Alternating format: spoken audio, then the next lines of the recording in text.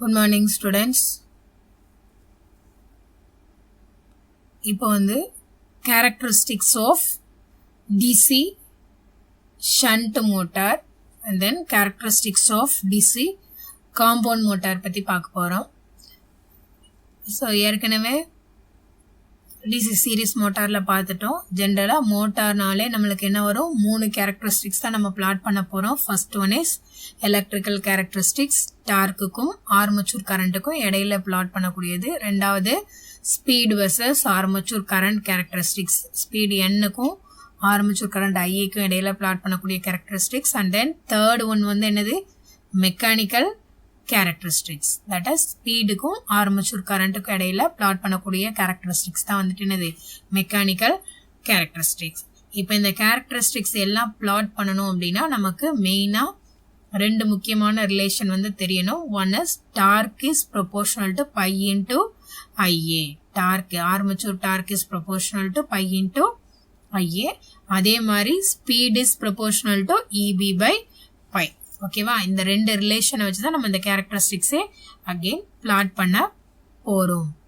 So first one electrical characteristics. Electrical கேரக்டரிஸ்டிக்ஸ்னா எதுக்கு வரையணும்? டார்க்குக்கும் ஆர்மேச்சர் கரண்ட்டுக்கும். ஷண்ட் மோட்டார் அப்படின்னா ஷண்ட் மோட்டார் எப்படி இருக்கும்? நம்மளோட சப்ளைக்கு பேரலா ஷண்ட் ஃபீல்டு வைண்டிங் இருக்கும். அண்ட் தென் அதுக்கு பேரலா என்ன இருக்கும்? நம்மளோட ஆர்மேச்சர்.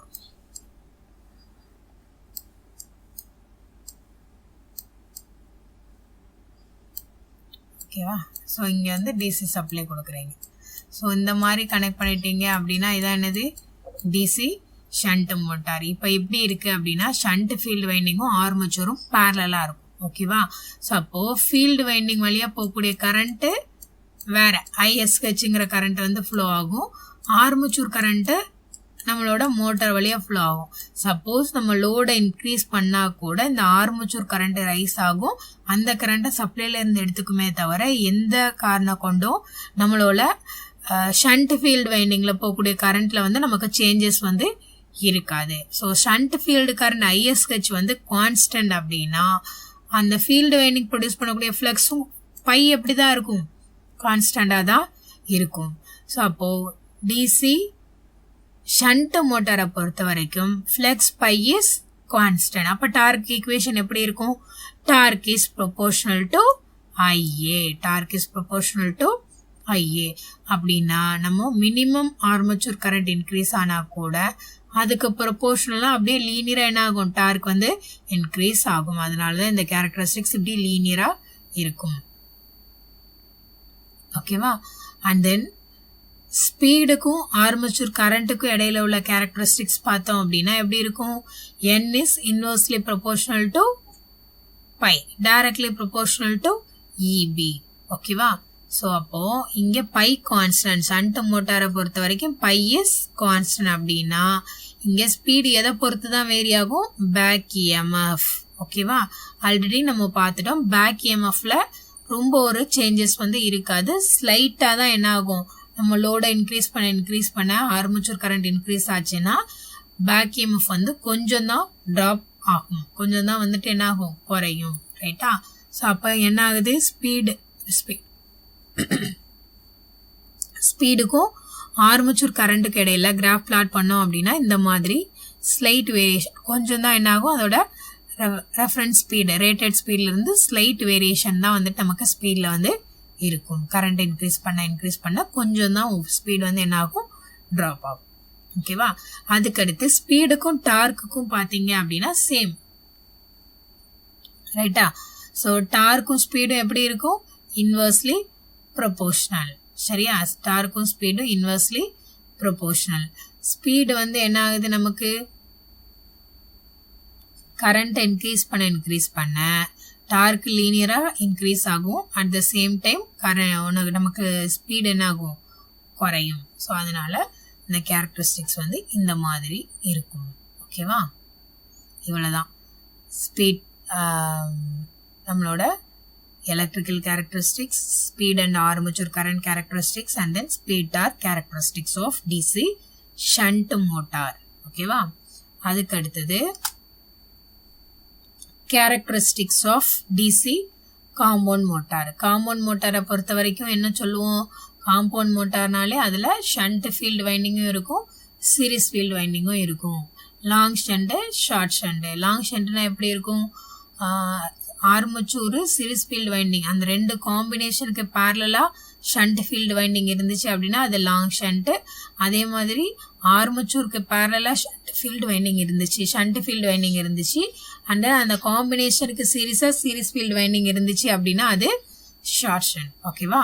ஸோ அப்போது காம்பவுண்ட் மோட்டாரை பொறுத்த வரைக்கும் ரெண்டு வைண்டிங் இருக்கும், ஒன்று சீரிஸ் ஃபீல்டு வைண்டிங், இன்னொன்று ஷண்ட் ஃபீல்டு வைண்டிங். இப்போ இதுல கேரக்டரிஸ்டிக்ஸ் பிளாட் பண்றீங்க அப்படின்னா நம்ம ரெண்டு விஷயத்தை தான் பார்க்கணும்.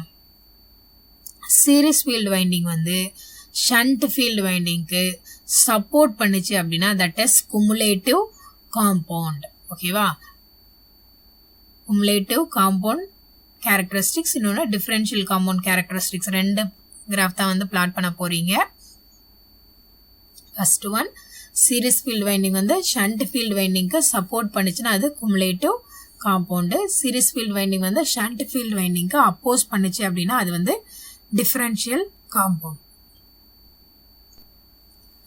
அதாவது சீரிஸ் ஃபீல்டு வைண்டிங் வந்து ஷண்ட் ஃபீல்டு வைண்டிங்க்கு சப்போர்ட் பண்ணுச்சுன்னா அது பேர் cumulative compound. Series field winding வந்து ஷண்ட் ஃபீல்டு வைண்டிங்க்கு வந்து அப்போஸ் பண்ணுச்சு அப்படின்னா அது வந்து டிஃபரன்ஷியல் காம்பவுண்ட். ஓகேவா? இப்போ வந்துட்டு இந்த இருக்கு சீரிஸ் ஃபீல்டு வைண்டிங்கோட கேரக்டரிஸ்டிக்ஸ் வந்து இந்த மாதிரி நமக்கு வந்து இருக்கும். ஸ்பீட் கரண்ட் கேரக்டரிஸ்டிக்ஸ் வந்து நம்ம ஆல்ரெடி பார்த்துட்டோம். அதில் குமுலேட்டிவ் காம்பவுண்ட்னா என்ன, சீரிஸ் ஃபீல்டு ஷண்ட் ஃபீல்டுக்கு சப்போர்ட் பண்ணுது மீன்ஸ் ஷண்ட் எஃபெக்ட் வந்து அதிகமாக இருக்கும். அப்போ இந்த கேரக்டரிஸ்டிக்ஸ் வந்து இதுக்கு ஜஸ்ட் பிலோவில் இருக்கும். ஓகேவா? ஸோ இது குமுலேட்டிவ் காம்பவுண்ட் கேரக்டரிஸ்டிக்ஸ். அதே இது டிஃபரன்ஷியல் காம்பவுண்டாக இருந்துச்சு அப்படின்னா சீரிஸ் ஃபீல்டு வந்து ஷண்ட் ஃபீல்டுக்கு அப்போஸ் பண்ணும். அப்போ ஷண்ட் ஃபீல்டு கேரக்டரிஸ்டிக்ஸ் இங்கே இருக்குன்னா இதுக்கும் கீழே வந்து நம்மளோட டிஃபரன்ஷியல் காம்பவுண்ட் கேரக்டரிஸ்டிக்ஸ் வந்து இருக்கும். For speed and armature current இதே மாதிரி தான் ஸ்பீடுக்கும் டார்க்குக்கும் ஆர்மச்சூர் கரண்ட்டுக்கும் சேம். டிஃபரன்ஷியல் காம்பவுண்ட் கேரக்டரிஸ்டிக்ஸ் அப்படின்னா ஷண்ட் ஃபீல்டு கேரக்டரிஸ்டிக்ஸுக்கு மேலே வந்து வரும் நம்மளோட கேரக்டரிஸ்டிக்ஸு. அதே குமுலேட்டிவ் காம்பவுண்ட் அப்படின்னா ஷண்ட் ஃபீல்டு சீரிஸ் ஃபீல்டு கேரக்டரிஸ்டிக்ஸுக்கு மேலே வந்துட்டு குமுலேட்டிவ் காம்பவுண்ட் கேரக்டரிஸ்டிக்ஸ் வந்து வரும். ஓகேவா?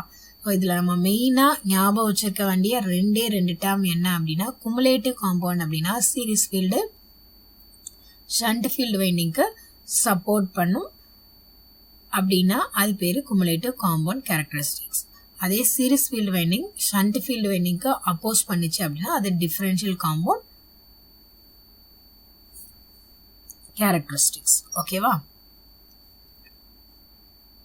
இவ்வளவுதான் நம்மளோட காம்பவுண்ட் ஜெனரேட் மோட்டாரோட கேரக்டரிஸ்டிக்ஸ். ஓகேவா?